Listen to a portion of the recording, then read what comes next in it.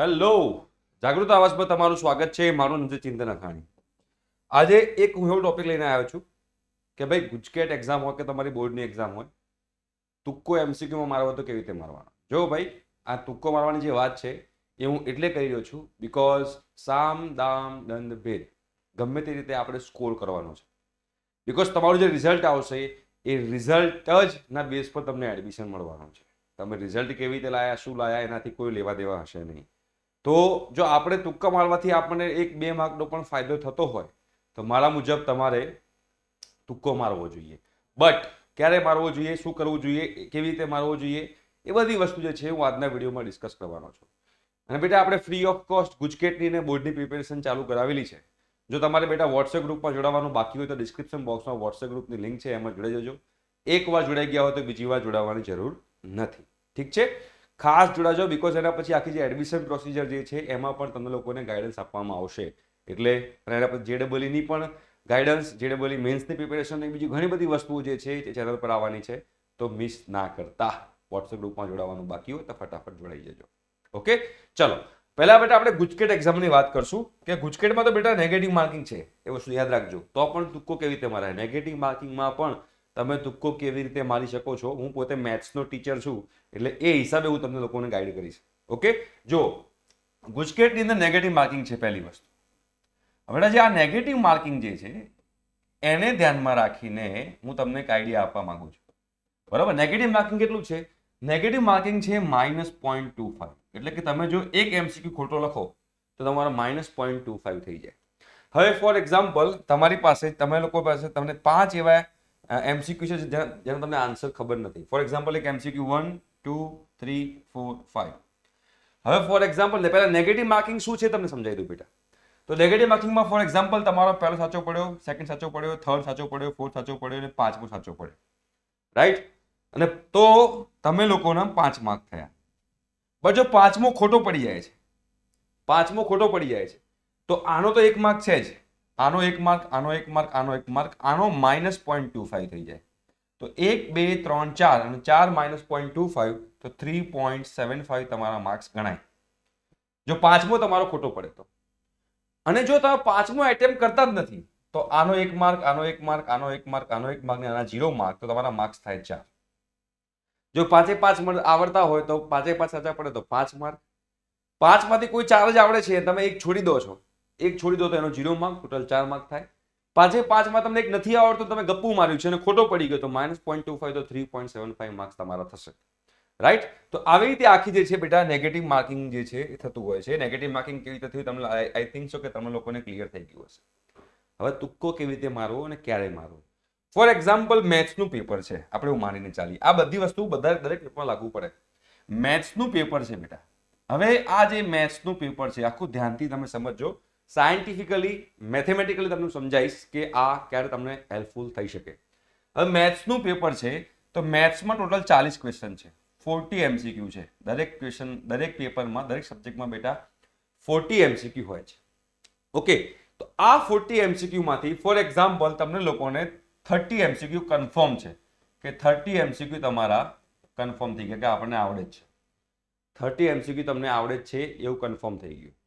હવે બાકીના જે 10 MCQ છે તમને નથી આવડતા તો શું કરશો? તો તમારા 30 માર્ક્સ તો કન્ફર્મ જ છે.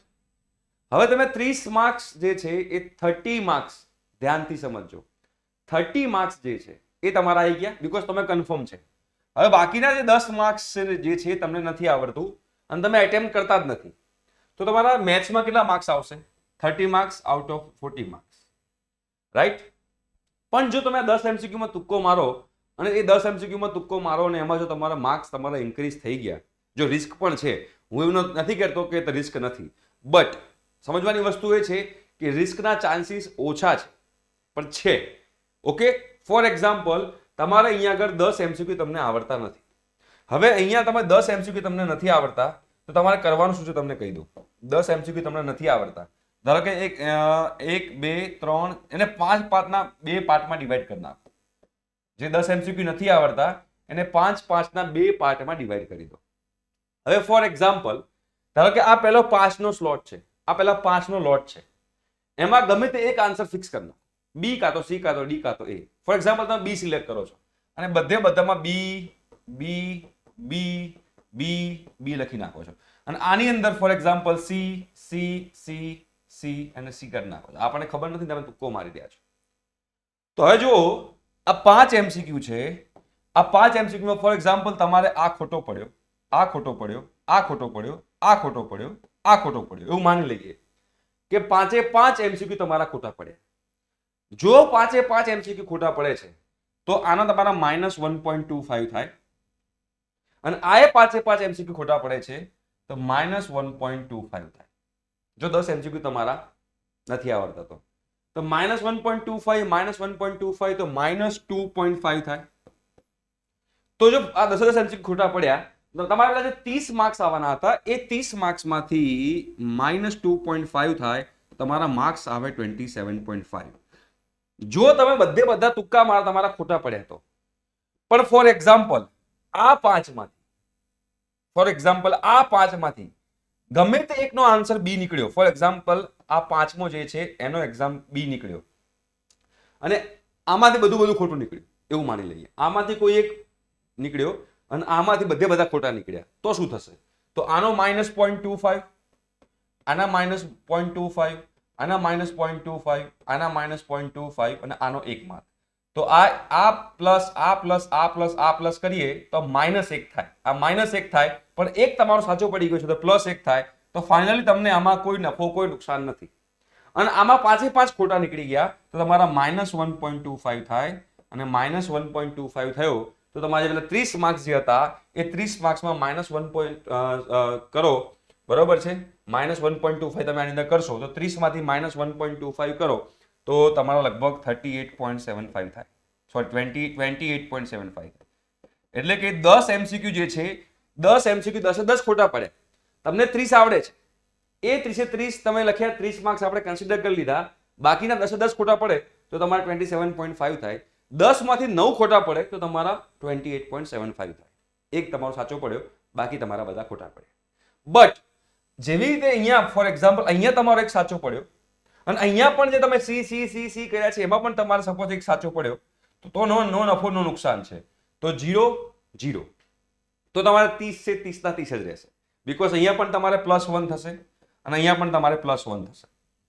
તો આ જે છે તમારું નો નફો નો નુકસાન થયું. જો આમાંથી એક સાચો પડે ને આમાંથી એક સાચો પડે, બરોબર છે? હવે જો તમારા નસીબ સારા હોય અને આમાં 5 છે એ 5માં તમે બી બી બી બી કર્યું અને ગમે તે 2માં સાચા પડી ગયા, અને બાકી 3 ખોટા પડ્યા. તો જો એ 3 ધારો કે આ 3 ખોટા પડ્યા તો -0.75 થાય અને 2 સાચા પડ્યા તો એના +2 થાય. તો તમારા 1.25 એક્સ્ટ્રા થઈ ગયા, વધી ગયા માર્ક્સ. અને અહીંયા ફોર એક્ઝામ્પલ એક સાચો પડે તો નો નફો નુકસાન, પણ અહીંયા તમારા ભૂલથી 2 સાચા પડી ગયા તો અહીંયા પણ તમારા 1.25 થાય. 1.25 ને 1.25 તો 2.5 થઈ જાય. તો તમારા 30 માર્ક્સ જે છે એ 30 માર્ક્સના તમારા થઈ જાય 32.5. 2.5 કરી નાખો તો 32.5 થાય. જો તમારે 10 MCQ નથી આવડતા તો તમે તમારા 2.5 માર્ક્સ ઇન્ક્રીઝ થઈ શકે. તમે 5 માં 2 ડિવાઈડ કરી નાખો તો 5 માં ડિવાઈડ કરી નાખો તો ક્લિયર થાય છે? હું તમને શું કહેવા માંગુ છું. અને જો અહીંયા 5 માંથી 3 સાચા પડી ગયા તો વેલ એન્ડ ગુડ છે. અહીંયા 5 માંથી 3 સાચા પડી ગયા તો વેલ એન્ડ ગુડ છે. બટ 5 માંથી 3 સાચા પડવા એની સંભાવના ઓછી છે, એની પ્રોબેબિલિટી ઓછી છે. ફોર એક્ઝામ્પલ તમે લોકો મેથ્સ ભણ્યા હશો તો મેથ્સમાં હોય પ્રોબેબિલિટી હોય એનો મતલબ કે એમાં તમારે એક આન્સર સાચો હોય એની સંભાવના 0.25 હોય, કેમ કે 4 ઓપ્શન છે એટલે 25% સંભાવના હોય. તો અહીંયા મેં 5 લોટ એટલે પાડેલા છે કે તમે 5માં બી બી બી બી કરો, કાં તો સી સી સી સી કરો કે ડી ડી ડી કરો તો એમાં 99% ચાન્સીસ છે કે ગમે તે એક તમારો સાચો પડી જ જાય. અને ગમે તે એક તમારો સાચો પડી જાય તો નો નફો નો નુકસાન છે. પણ જો એક કરતા વધારે સાચો પડ્યો તો તમારો પ્લસ થઈ જાય. અને જો બધા ખોટા પડે તો નેગેટિવ થઈ જશે, રાઈટ? અને એક સાચો પડે તો નો નફો નો નુકસાન છે. પણ એક બધા ખોટા પડે એની સંભાવના બહુ ઓછી છે, પણ 0 નથી. એટલે હું કહું છું કે રિસ્ક આની અંદર છે. ઓકે, જો તમારે 40 માર્ક્સ તમારા 40 MCQ છે, એ 40 MCQ માંથી તમને ધારો કે 30 MCQ આવડે છે અને 10 MCQ નથી આવડતા તો તમે આ રિસ્ક લઈ શકો છો. બરોબર છે. તમારા ફોર એક્ઝામ્પલ 40 MCQ માંથી 35 MCQ આવડતા હોય અને 5 MCQ ના આવડતો તો 5 ગમે તે એક આન્સર લખી દેવાનો, બી બી બી બી સી સી સી ગમે તે એક ઓપ્શન પકડીને લખી દેવાનો. હવે આ જે છે આ વસ્તુ એ હું તમને કહી રહ્યો છું, બટ ધ્યાન રાખજો આમાં 100% સક્સેસ થવાના ચાન્સીસ નથી. 99% ચાન્સીસ છે કે તમે પ્લસમાં જાઓ. 1% એવો ચાન્સ છે કે તમે નેગેટિવ પણ જઈ શકો છો. તો આ ક્યારે કરવાનું? જ્યારે તમને લોકોને કશું જ નથી આવડતું એવું લાગે ત્યારે તમે આ વસ્તુ કરી શકો છો. યા તો પછી તમને 40 માંથી 35 MCQ આવડે છે, 5 નથી આવડતા, 40 માંથી 30 MCQ આવડે છે, 10 MCQ નથી આવડતા, 5 લોટમાં તમે આવી રીતે ચાન્સ લઈ શકો છો. અને મેક્સિમમ લોસ કેટલો છે?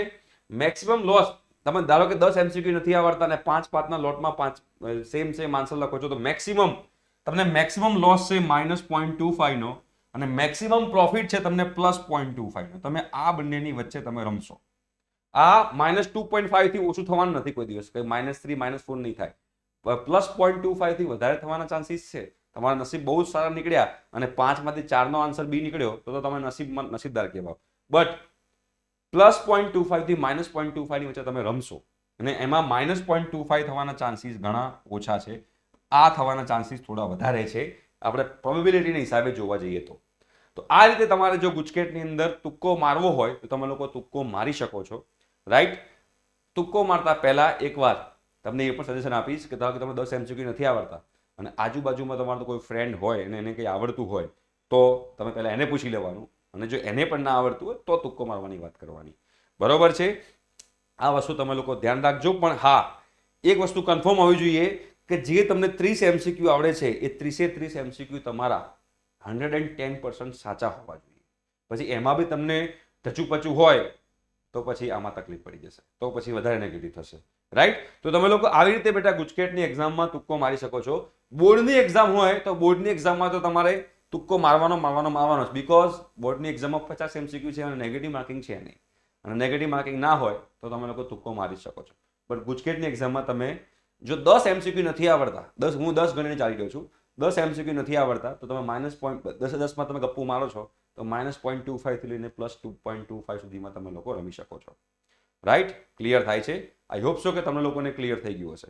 એના સિવાય તમે જો બેટા 10 સેમ આન્સર લખો છો, ધારો કે 10 સેમ આન્સર લખે, 10 MCQ નથી આવડતા, બધામાં બી બી બી બી બી બી બી બી લખી નાખજો આવી રીતે 1 2 3 4 5 6 7 8માં બી, 9માં બી અને 10માં બી. આવી રીતે પણ તમે કરી શકો. બધામાં તમે ધારો કે બી બી બી લખી નાખ્યું, ધારો કે બધા ખોટા પડ્યા તો -0.25 -0.25 -0.25 -0.25 -0.25 -0.25 -0.25 -0.25 -0.25 બધા ખોટા પડી ગયા.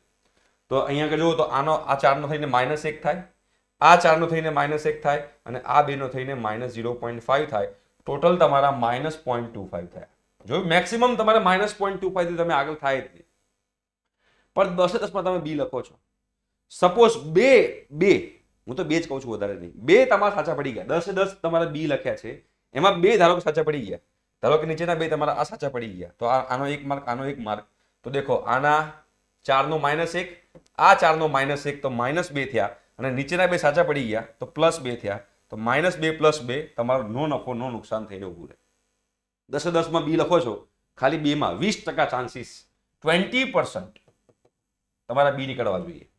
જો 10 માંથી તમે 10 બી કર્યા છે અને 10 બી માંથી ફોર એક્ઝામ્પલ 3 માં સાચા પડી ગયા, 2 તો મેં કીધા, 3 માં સાચા પડી ગયા, ધારો કે 1 સાચો પડી ગયો તો તમારા અહીંયા આગળ +3 થઈ જાય અને અહીંયા +3 થઈ જાય, આનો -1 અને અહીંયા આગળ તમારે થાય -0.75 તો -1.75 થાય અને આ +3 થાય તો તમે +1.25 થાય તો તમે +1.25 તમે પોઝિટિવ સાઈડ જતા રહો. તો 10 માં તમે બી કરો છો અને 2 સાચા પડે તો નો નફો નો નુકસાન, 3 સાચા પડે તો +1.25 થાય, 4 સાચા પડે તો તમે મજો છે, લેર પાણી ભજીયા થઈ જાય. પણ આ રીતે તમે લોકો તુક્કો સ્માર્ટલી મારી શકો છો જો તમારે મારવો હોય તો. લાસ્ટ યર બી ઘણા બધા સ્ટુડન્ટ્સને આનો ફાયદો થયો હતો.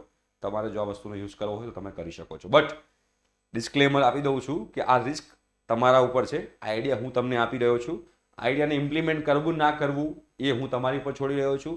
આ 100% સક્સેસફુલ છે એવું નથી કહી રહ્યો, તમારા નસીબ પર પણ જાય, પણ ચાન્સીસ વધારે છે સક્સેસ જવાના. ફેલ જવા કરતાં સક્સેસ જવાના ચાન્સીસ વધારે છે. બાકી તમારી ઈચ્છા. ઠીક છે, thank you so much, by.